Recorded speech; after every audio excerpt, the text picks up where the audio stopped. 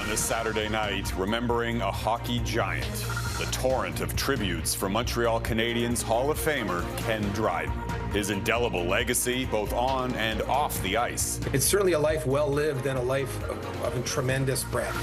Bracing for turbulence, Air Canada flight attendants resoundingly reject the tentative deal. Will their labor dispute take off again? Global National. Reporting tonight, Jeff Semple. Good evening and thank you for joining us. Tonight, the worlds of hockey and politics are joined in mourning the loss of one of the all-time greats, Ken Dryden, the Hall of Fame goalie who became a best-selling author, lawyer, politician, and federal cabinet minister, has died of cancer at the age of 78. Dryden led the Montreal Canadiens to 6 Stanley Cups, winning 5 Vezinas for best goaltender in just 8 NHL seasons. And long after he'd hung up the pads, Dryden continued to shape Canada's game. He was a towering figure, both literally and figuratively, and a wave of tributes are now pouring in from around the world. NHL stars, fans, and Canada's Prime Minister. In a statement, Mark Carney called Dryden Big Canada, saying few Canadians have given more or stood taller for our country. Mike Armstrong looks back at Dryden's unparalleled career and thoughtful compassion in our top story tonight. There are players who stand out, but none quite like him. Ken Dryden played only 8 seasons in the NHL and won the Stanley Cup in 6 of them. As a late season call-up in his first year, he'd win the Conn Smythe as playoff MVP. A season after that, he'd win Rookie of the Year. It was as though he had it backwards. Here's another shot. Dryden would backstop Canada in the 1972 Summit Series, and he'd win 5 Vezinas as the NHL's top goalie. Dryden did take 1 season off during his career, holding out over a salary dispute. He'd recently gotten a law degree in his spare time, so he spent a year off in his prime as a player, articling at a Toronto law firm. Now, Dryden was in nets for the Canadiens dynasty in the late 70s, winning 4 straight championships. We had great players, but we had the best goalie in the league he was the best of his time. On the night of that dynasty's last win in 1979, Dryden took his pads off at the top of his game, just 31 years old, and never played again. And so the hockey player/lawyer would then become an author. His first book, The Game, was an intimate look at hockey, his teammates, the grind, and the pressures. More than a memoir, Sports Illustrated would rank it one of the top 10 sports books of all time. Dryden would run the Toronto Maple Leafs as team president from 1997 to 2003. He then moved to politics, elected in Toronto as an MP 3 times. Dryden would teach at McGill and York universities and go on to write 7 books in all. You knew this book had to be written. But he would also become the statesman of his sport, called on often to explain our country's passion for hockey, criticizing it when he felt he should over things like concussions or the expense of equipment. But always as an ambassador, available for a signature or a selfie, or to call a fan on their deathbed. It wasn't a career anyone could have seen coming, both on and off the ice. He was the best of the sport he loved. And we are joined now by Bob Selleck, who worked alongside Dryden when he was president of the Toronto Maple Leafs in the late 90s. Bob, thanks for taking a minute. Good to see you. Such a prolific life and legacy in both the hockey and political arenas. What stands out most to you when you think back to his life? To me, really, with Ken, is the breadth of what he did. When he came to the Toronto Maple Leafs and Maple Leaf Gardens, that was a gigantic stretch for him. He had never worked in an office environment. He was now in the cutthroat NHL world. And, with a bit of mixed results at times, but certainly came out the other end, with his integrity intact. And then from there to continue on with a political career and, really being in the short straw running for Prime Minister of Canada at one point in time. So it's certainly a life well lived and a life of tremendous breadth. Yeah, and I know, as I mentioned, you worked with him there in the front office, Maple Leaf Gardens. What stands out to you? What do you remember? Well, I think what he really took on was the sex scandal at the Maple Leaf Gardens. He really owned that, and that he received a lot of credit for that. He really helped with a lot of the healing in that process, which really fit with his personality. He He was a lot funnier in person than he came across in his interviews. He had a great sense of humor. Didn't always show it. Became a little professorial at times. But if you get Ken in the right environment, he was certainly a much more jovial and different Ken than sometimes the public persona was. Right. And later in his life, he took on issues like concussion awareness, did some charitable work. Talk to us about that. Yeah, I mean, his family was really involved in charity. His father founded Sleeping Children Around the World, a very well-renowned charity.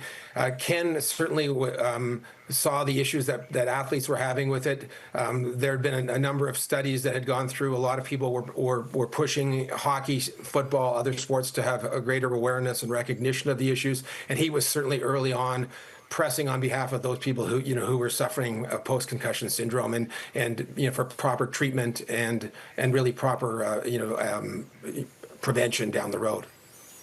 Bob Stellick, former colleague of Ken Dryden, longtime hockey guy. Bob, thanks so much for this. Really appreciate it. Thanks very much, Jeff. Have a great day. You too. And turning to breaking news now, Air Canada's flight attendants have just finished voting on whether to ratify the tentative deal that ended last month's paralyzing strike. The results of the vote are now in, and the answer is a resounding no. But that doesn't mean flights are grounded again, at least not yet. Nathaniel Dove joins us now from Pearson International Airport with the latest. Nate. Yeah, Jeff, the window for the Air Canada flight attendants to vote closed Saturday afternoon, and the results show by an overwhelming margin that the union members rejected the company's latest offer.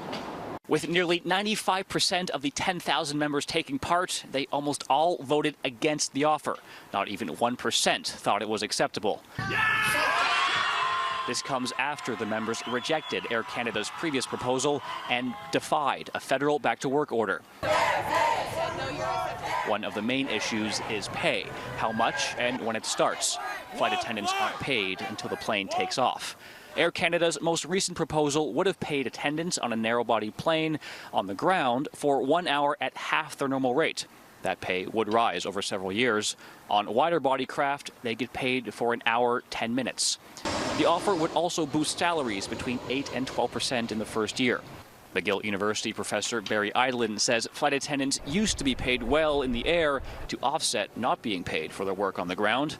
He says that pay hasn't kept up with fewer staff at airports and rising costs of living. Basically, you have a situation now where the unpaid ground time has expanded while the hourly wage in the air has contracted.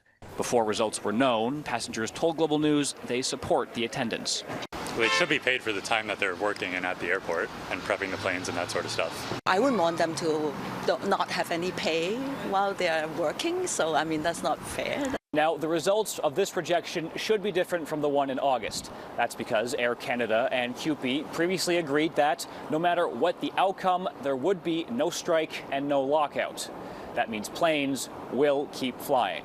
The parties now head to mediation and, if needed, arbitration. Jeff? All right, Nathaniel Dove at Pearson International Airport near Toronto. Thanks, Nate. Smoke from about 144 wildfires burning in BC is blanketing communities across that province. The hazardous smoke is set to linger through the weekend and into early next week and has already sparked high-risk air quality warnings. Meanwhile, smoke from wildfires in the Northwest Territories is also blanketing areas of northern Alberta and Saskatchewan, prompting dangerous air quality warnings in multiple regions. China is condemning Canada and Australia for sailing 2 warships into the disputed Taiwan Strait on Friday. The Chinese military called the move a provocation. Chinese forces warned and followed the vessels, including the Canadian frigate. Beijing has long claimed that waterway and Taiwan itself belong to China, but the Taiwanese government, along with Canada, the U.S., and other allies, consider the strait to be international waters. Nearly 500 workers have been detained in the United States following a raid at a major Hyundai manufacturing site in the southern state of Georgia. It's part of U.S. President Donald Trump's immigration crackdown. Most of those arrested were South Korean nationals. Candace Cole reports on the raid and South Korea's response. The U.S. Department of Homeland Security conducted the largest single-site enforcement operation in the department's history on Thursday when it descended on Hyundai's mega plant near Savannah, Georgia. This was not a immigration operation where agents went into the premises, rounded up folks, and put them on buses. This has been a multi-month criminal investigation. The raid appeared to target a battery plant on the site that is set to open next year. Homeland Security Special Agent Stephen Schrank says the department was looking into unlawful employment practices at the plant, resulting in the detainment of 475 people. Over 300 of them are Korean, according to South Korea's foreign minister, who says he's deeply concerned and feels a heavy sense of responsibility for their arrest. He says South Korea's President Lee Jae-myung is now calling on their embassy in the U.S. and the Consulate General in Atlanta to make a, quote, all-out effort to resolve this matter swiftly. And the rights of Korean nationals and the economic activities of South Korean investors must not be unjustly infringed upon in the course of the U.S. carrying out its law enforcement efforts. The detainments come as the U.S. and South Korea are still ironing out the details of a trade deal that includes $350 billion of investment from the Asian nation into the United States. When asked about the raid Friday, President Trump said he didn't know it was happening, but added, "They were illegal aliens, and ICE was just doing its job." In a statement, Hyundai said none of the workers detained were directly employed by Hyundai Motor Company, and they're committed to full compliance with the law, including employment verification and immigration laws. The automaker is now conducting its own investigation into its suppliers and subcontractors. Candace Cole, Global News, Washington. Israel carried out more deadly bombings today as part of its growing offensive to take control of Gaza City. One strike leveled this high-rise building. Israel claims it was used by Hamas for intelligence gathering, while locals say the building was a shelter for the displaced. Israeli forces have been dropping leaflets over Gaza City, warning Palestinians to flee south or risk being killed in the ongoing siege. Tariffs and tractors coming up. How the trade war is upending harvest season for Canadian farmers.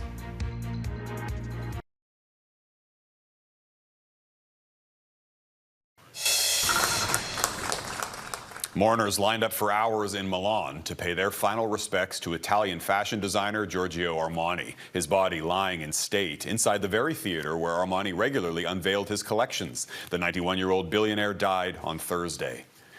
Farmers across this country are busy collecting their crops, but this year's harvest comes under the cloud of U.S. and Chinese tariffs targeting Canadian agriculture. For many, the trade war is a double whammy. Income is down and equipment prices are up. Skylar Peters reports.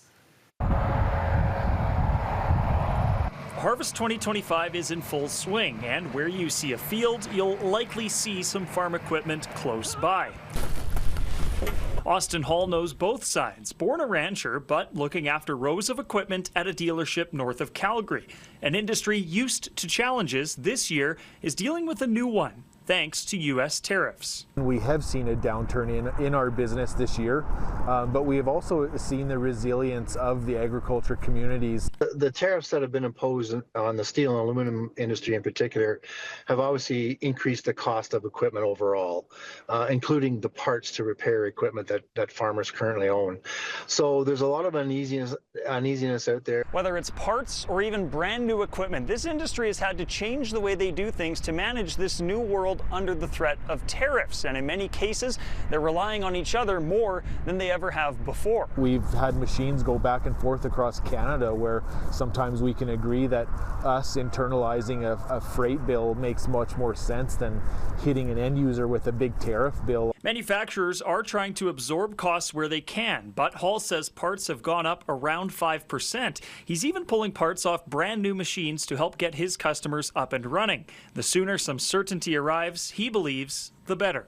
If we had another year of some of the same challenges, it would greatly affect lots of us on a financial level. But at this point in time, farmers, as I mentioned, are very nervous about, do I look at making that purchase now? Do I wait and see if prices stabilize or come down? Farmers like Hall are used to adapting, but on this issue, he hopes to get some help. Farmers, there's a real special spot in the world for them, and I really hope and wish that we could continue to see all of them get treated as best they can. Skylar Peters, Global News. Still ahead, drilling for drinking water. Scientists make a surprising find under the sea.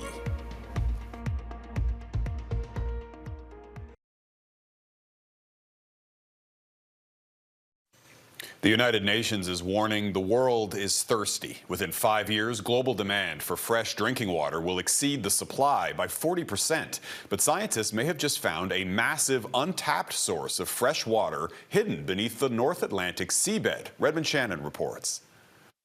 Water, water everywhere, but not a drop to drink. So goes the rhyme of the ancient mariner about the parched life on the salt-filled oceans. In the North Atlantic, that famous line is being tested. One of the last places you would probably look for fresh water on Earth is beneath the ocean, which is full of salt. A group of North American and European researchers spent the summer drilling off the coast of Massachusetts for water, going as far as 400 meters below the seabed. The two most surprising things that we've seen here are, one, that the freshened water is starting at a much shallower depth than we had originally anticipated and ending deeper than we had originally anticipated. It's been decades since fresh water was first discovered under the sea. They're believed to be dotted around the 5 oceans, but scientists still don't know how or when the aquifers were formed.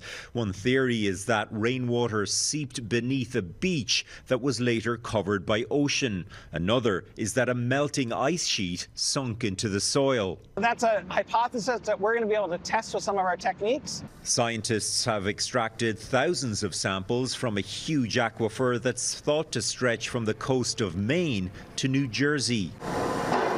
As countries' economies develop, our thirst continues to grow. But who would own fresh water buried under the high seas?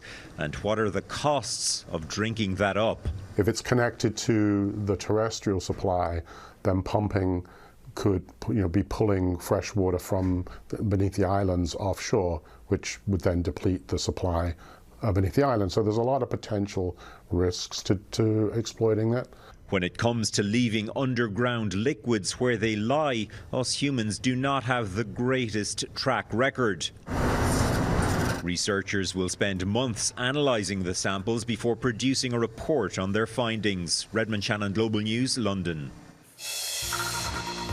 Eating 28 pounds of poutine. Up next, the world record on the line in Toronto.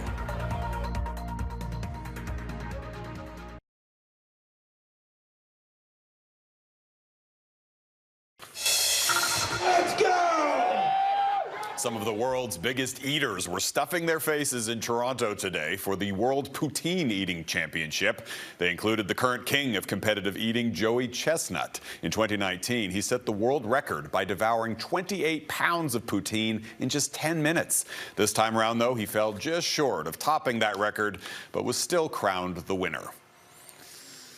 Well, the Toronto International Film Festival opened this week with a heartfelt tribute to a beloved Canadian entertainer, John Candy. The documentary I Like Me drew big names and plenty of praise, including from the Prime Minister, who called Candy a national treasure.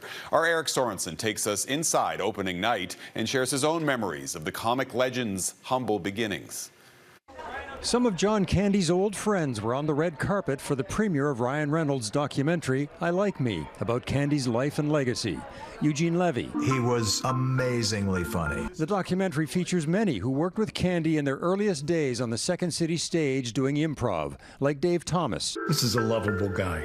This is a guy who, the minute you see his face, you're going to smile. They always recognized they had something special. You have a lot of people who came out of Toronto at that time, and it's, I think, a very magical time in the history of Canadian entertainment industry. They performed in a small theater that had taken over this old Toronto fire hall. In the mid-1970s, I saw John Candy, Eugene Levy, the whole Second City troupe here. This is where they developed their improvisational skills. I laughed so much that night I thought to myself, imagine being that funny and you're stuck here in an old fire hall on a side street in Toronto, probably going nowhere. But they had other ideas. They came out to Global Studios in Toronto, where they invented